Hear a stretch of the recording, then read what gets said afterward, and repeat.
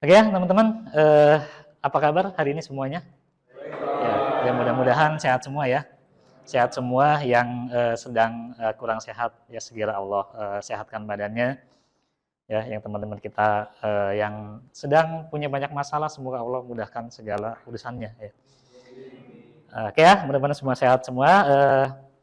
Saya buka ya sebelum kita mulai. Assalamualaikum warahmatullahi wabarakatuh. Oke ya teman-teman, hari ini alhamdulillah kita bisa berkumpul lagi di kelas ya di kampus kita tercinta yaitu di UNIS dalam menjalankan ya kewajiban kita sebagaimana biasa yaitu menuntut ilmu. Ya. Oke, minggu lalu saya udah kita pernah bahas tentang materi IP address, kemudian kita juga udah bahas tentang kelas-kelasnya dan pembagiannya. Nah, nanti hari ini kita akan lanjutkan lagi ya ke next materi itu tentang ya subnettingnya. Ya, mari sebelum mulai kita berdoa dulu ya, kita sama-sama membaca surat Al-Fatihah. Yang mudah-mudahan dengan kita membiasakan diri membaca surat Al-Fatihah, ya Allah berkenan memudahkan kita dalam belajar, ya diluruskan niat kita untuk selalu ya melangkahkan kaki kita ke kampus ini semata karena ingin menuntut ilmunya, ya agar Allah berkenan memberikan kita ilmu yang senantiasa bermanfaat, ya dan menjadikan orang-orang yang berilmu serta orang-orang yang cerdas. Ya, Al-Fatihah. Bismillahirrahmanirrahim. Bismillahirrahmanirrahim.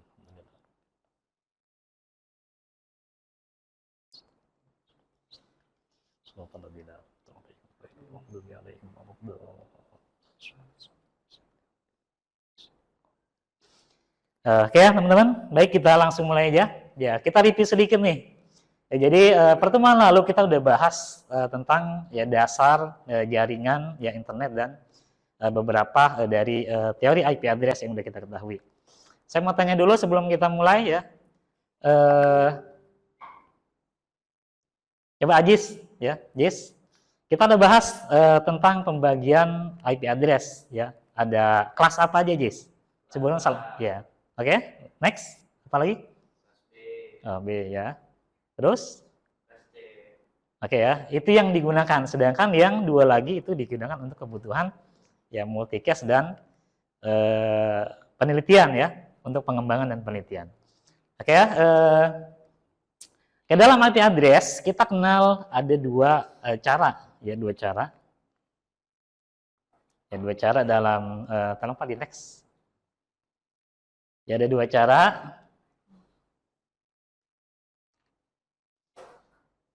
Ya dua cara pembagian IP address. Yang pertama itu kita udah pernah bahas juga ya di pertemuan lalu, yaitu classful addressing ya. Pembagian IP address berdasarkan dengan kelasnya. Ya kelasnya masing-masing seperti tadi yang teman kita sudah jawab ya, kelas A, B, dan C. Ya B sama E itu digunakan buat kepentingan yang lain. Nah kita kenal ya itu berdasarkan kelas. Kemudian ya satu lagi ya dalam teori pembagian IP address kita kenal dengan yang namanya nilai CIDR atau Classful Interdomain Routing ya, atau IP address yang telah di subnet. Ya, IP address yang telah di subnet itu seperti apa? Yaitu IP address yang telah dibagi-bagi lagi, dipecah lagi sehingga bentuknya ini menjadi lebih sederhana ya. Sehingga bisa disesuaikan dengan kebutuhan pengguna ya, baik dalam jaringan lokal dan kebutuhan yang lain. Oke, kita udah bahas ini. Jadi IP address terdiri dari dua ya.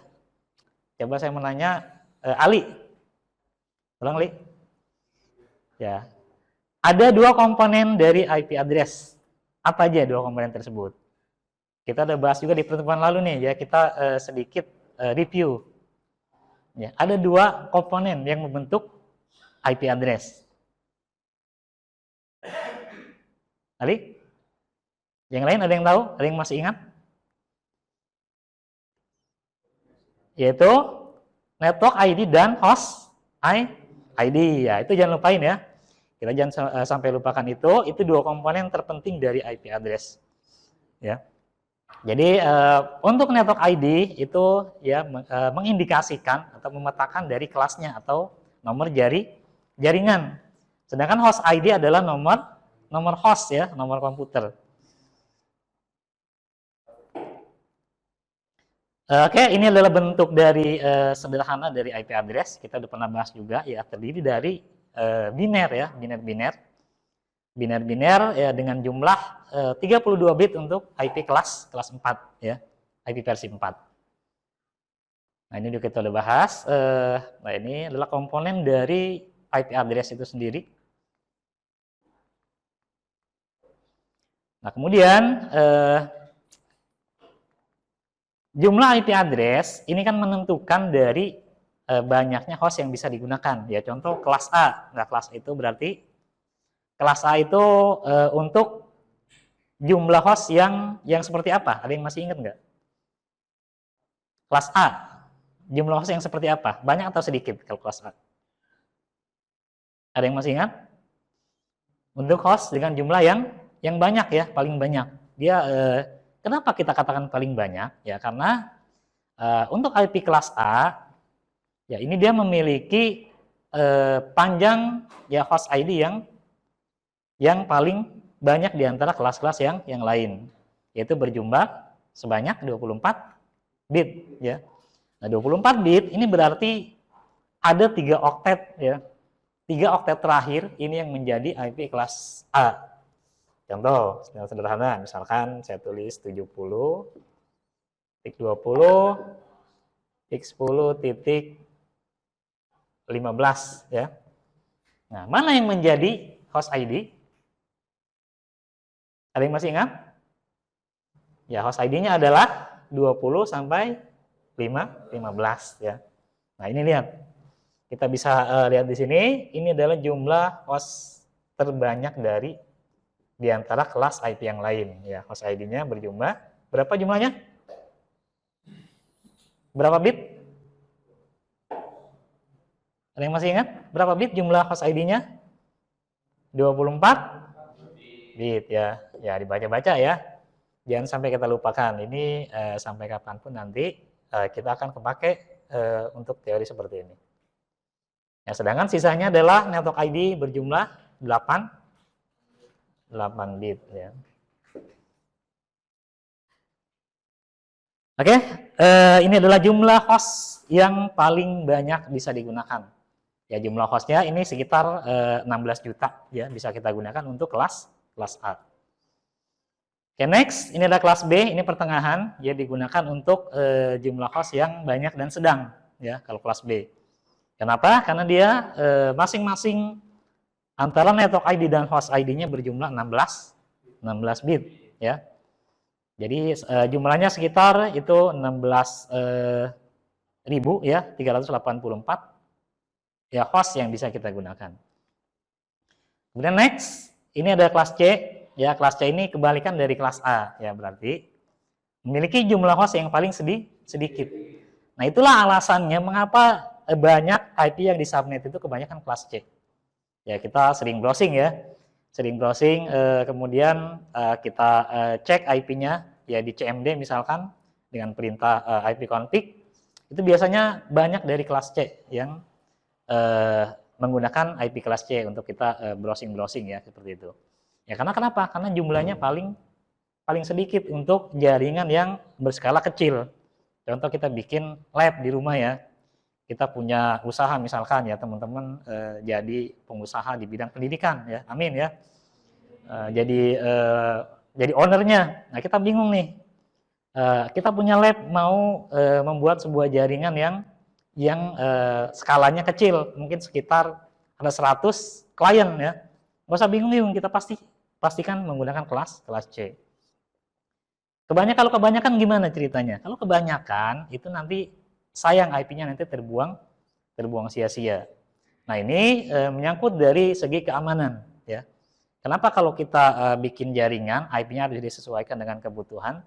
Karena kalau semakin banyak IP yang nggak kepake, yang terbuang, ini rawan dari segi keamanan. Ya, bayangkan nanti kita misalkan bikin lab ya, ada 100 klien dan 1 server misalkan. Kita pakai kelas A. Ya, berapa banyak IP yang nggak digunakan. Nah, itu nanti hubungannya dari segi keamanan, IP-nya nanti gampang di-hack, dijebol.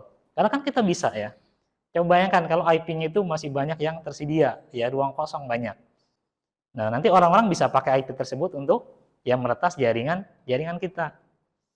Nah, maka itu kita sesuaikan ya dengan kebutuhan. Untuk jumlah host yang sedikit gunakan kelas C, dan kalau misalkan masih tidak sesuai juga, kita bisa melakukan yang namanya subnetting. Ya. Oke, kita next. Ini yang tadi ya, ini ada pengelolaan IP address, ini kelas addressing. Nah, ini yang kita kenal dengan nilai CIDR atau class root interdomain routing ya. Class root interdomain routing atau IP yang kita sederhanakan ya, kita sebut saja IP yang telah disederhanakan menjadi bagian-bagian kecil, sehingga bisa kita gunakan untuk kebutuhan yang sedikit ya. Misalkan kita cuma bikin 20 atau 30 host. Itu jangan pakai kelas A atau kelas B ya. Ya sayang buat apa nanti. Jadi selain dari segi security dia juga rentan terhadap data ya. Jadi kalau makin banyak IP yang terbuang, itu biasanya jaringan akan makin lambat. Oke, kita next. Ini ada pengolahan IP address. Ya ada, kita ulang sedikit, ada IP 127.0.0.1. Ada yang masih ingat itu IP apa? Fungsinya buat apa? Ada yang masih ingat? Oke, sebelum kita lanjut, ada yang mau nanya? Jadi silakan yang mau nanya. Iya, iya Naza, silakan.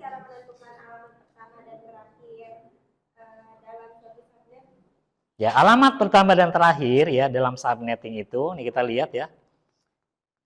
Jadi kita cari dulu, kita cari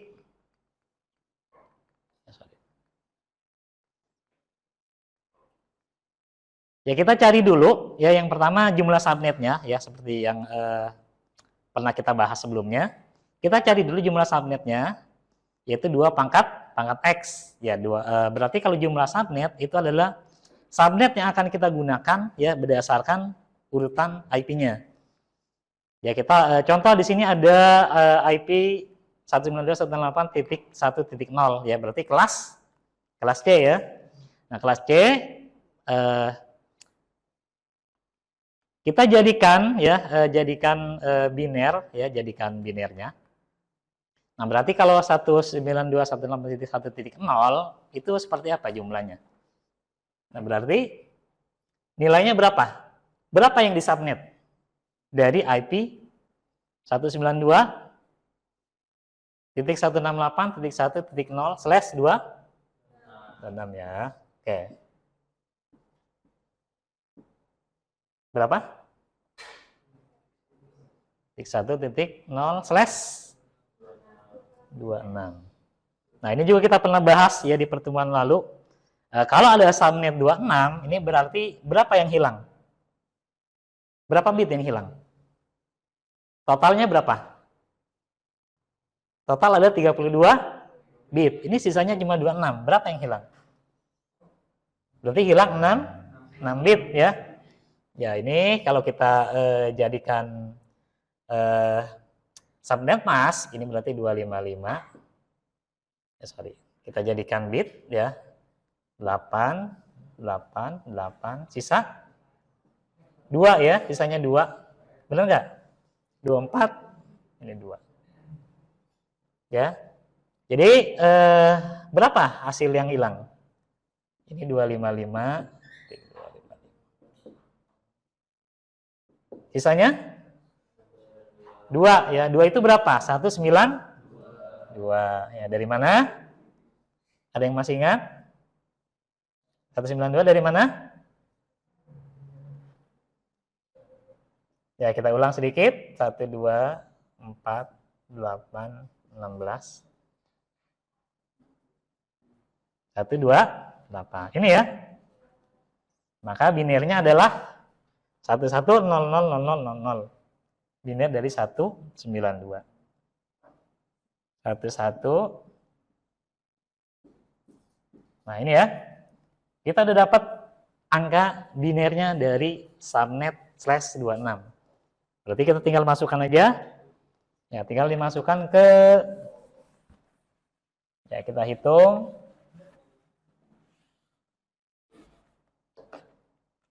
Nah, kita masukkan yang pertama nyari apa? Jumlah subnet. Rumusnya apa? 2 pangkat X, di mana X-nya adalah banyaknya binary 1 ya, dari nilai dari oktet yang terakhir. Ini oktet terakhir. Berarti 2 pangkat 2 ya. Sama dengan berapa? 2 pangkat 2? 4 ya, oke. Nah, kita sudah dapat subnetnya. Yang kedua, kita nyari apa berikutnya? Ada yang masih ingat? Jumlah host per subnet. Oke.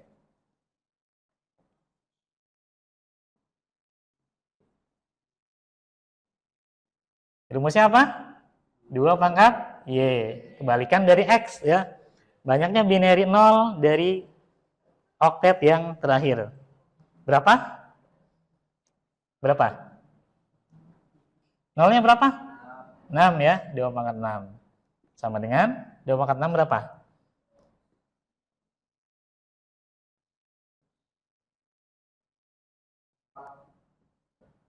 32. Ya, cara ngitungnya yang paling mudah ya seperti tadi ya. Nih. 1, 2, 4, 8, 16. Cari yang ke-6. 1, 2, 3, 4, 5, 6. Sini. Ya, kalau bingung. Ya, nanti kalau bingung juga, ya kita bisa belajar lagi. Oke ya, kita sudah dapat 2 pangkat 6, ya 2 pangkat X untuk jumlah hostnya. 3, nyari blok subnet. Ada yang masih ingat rumusnya? Blok subnet? Caranya gimana?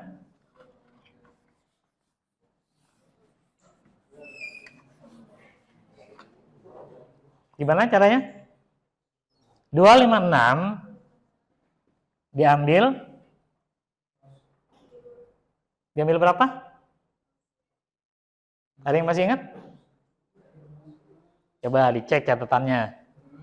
Ya, berapa? Diambil 192 ya. Jadi rumusnya itu 256 diambil banyaknya binary 1 yang telah dikonversi dari kebilangan desimal. Ini 192 ya. Berarti diambil 192. Hasilnya berapa? Hasilnya 6.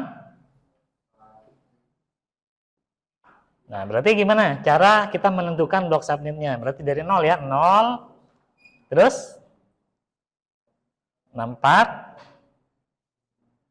128, 192. Nah, ini ya.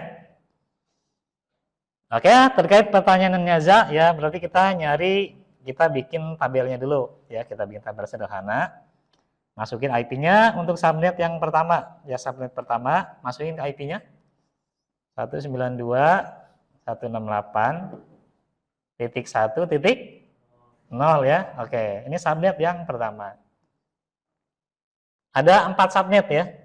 Subnet kedua berarti berapa? 192.168.664 ya. Oke, alhamdulillah masih banyak yang ingat ya. Sisanya berapa?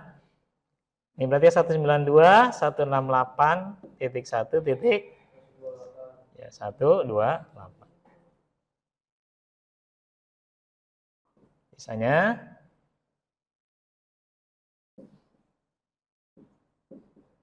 titik 192. Nah, langsung kita masukin ya.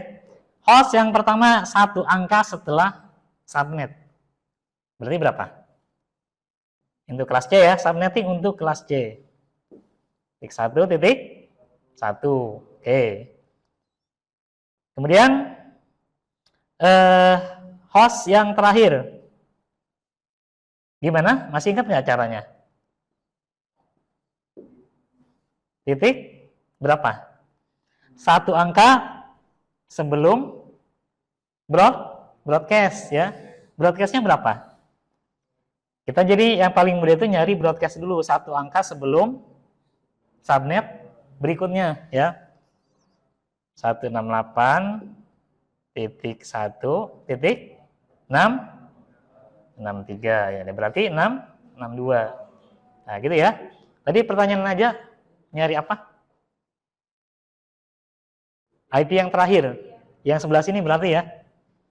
Sini bukan. Oke, kalau yang paling pojok ya kita bisa ikutin ya. Ini berarti kita isi dulu, selesaikan semua. Ini 192, 168. Ini 1.65 ya.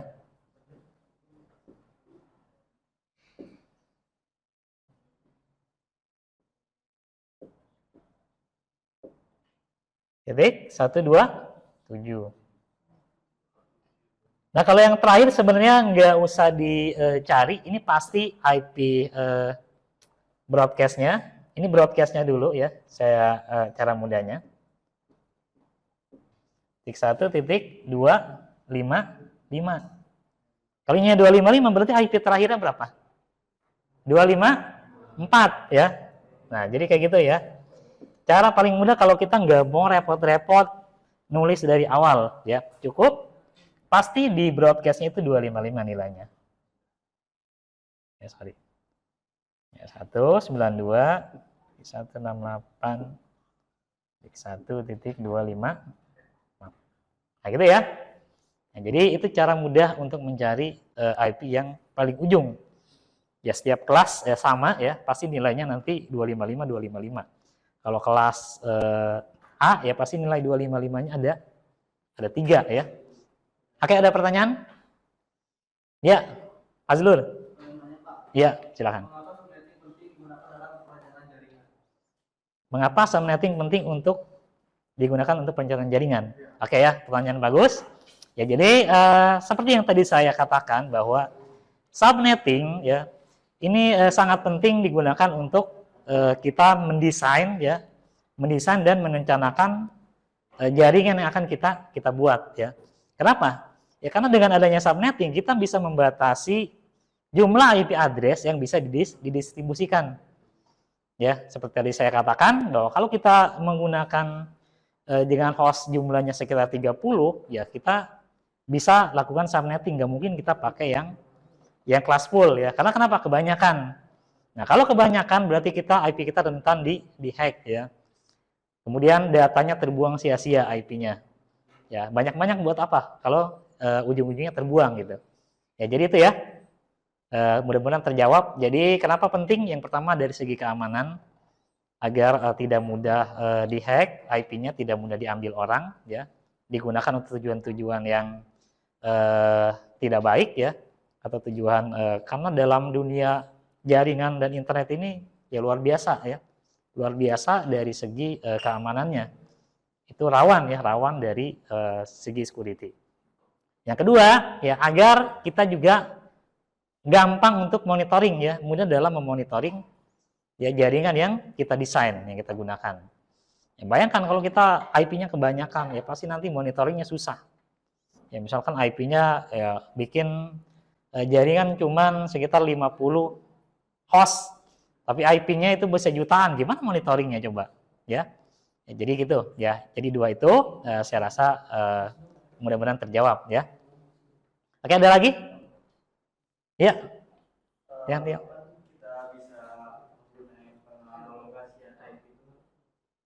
Oke. Apakah bisa bebas kapan aja atau ada aturan tertentu? Aturan tertentu dalam menggunakan ini subnetting. Alokasi. Pengalokasi IP address apakah bisa digunakan setiap saat gitu ya, atau dalam waktu tertentu ya. Jadi untuk alokasi IP address ini sebenarnya kita bisa gunakan kapan aja ya, tergantung kebutuhan yang sedang kita desain ya. kita mau bikin jaringan misalkan dalam skala kecil, ya maka ya kita yang tadi itu ya, kita wajib mensubnet agar bagian-bagian dari IP address itu ya tidak terbuang sia-sia dan security-nya juga terjamin serta dari segi keamanannya. Jadi kalau pertanyaan yang tadi ya, pertanyaan Tio, ya berarti kita bisa gunakan kapan aja sesuai dengan kebutuhan. Ya, oke, mudah-mudahan terjawab. Jangan lupa nanti untuk minggu depan ya ada tugas ya, tugasnya itu sama ya. Ini ada tugas ya, tolong dicatat ya. Kita latihan, tugas latihan.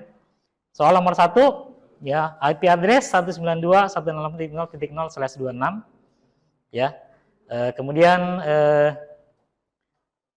yang nomor 2 192.168 ya titik 0 ya /28 ya. Dan satu soal lagi untuk /29. Ya nanti kerjakan di rumah ya untuk latihan kita mengingat lebih jauh mana kita sampai memahami materi tentang IP address dan subnetting ini. Ya mudah-mudahan dengan kita banyak latihan nanti kita nggak akan lupa. Ya karena manusia itu identik dengan lupa. Ya. Kenapa manusia bisa lupa? Ya karena sesuai dengan namanya. Manusia itu asal katanya dari bahasa Arab yaitu nasia. Nasia itu artinya lupa. Ya makanya otak kita perlu dilatih secara konsisten ya, secara kontinuitas agar kita mengingat apa yang kita ingin simpan di dalam memori kita. Ya, saya kira itu pertemuan kali ini. Kita lanjut minggu depan ya. Untuk minggu depan jangan lupa kita akan membahas tentang administrasi ya untuk sistem mikrotik yang menggunakan ya router board ya. Nanti kita akan setting dan bagaimana kita pelajari diantaranya seperti setting bandwidth ya untuk konfigurasi, kemudian setting DHCP ya dan untuk hotspot dan access point-nya. Ya saya kira itu nanti silakan dibaca-baca untuk modulnya. Ya sekian dan terima kasih. Apa ada pertanyaan sebelum kita tutup? Ya cukup ya. Oke, kalau cukup, ya alhamdulillah mudah-mudahan pertemuan kali ini ada manfaatnya. Kita semua bisa mengambil manfaat dari pertemuan kali ini dan ilmunya juga bisa kita terima dengan baik dan kita manfaatkan di kehidupan kita sehari-hari. Ya, saya kira itu. Terima kasih para teman-teman. Kita ketemu lagi minggu depan. Ya, semoga sehat semua. Saya akhiri. Assalamualaikum ajmain. Ya, assalamualaikum warahmatullahi wabarakatuh. Waalaikumsalam.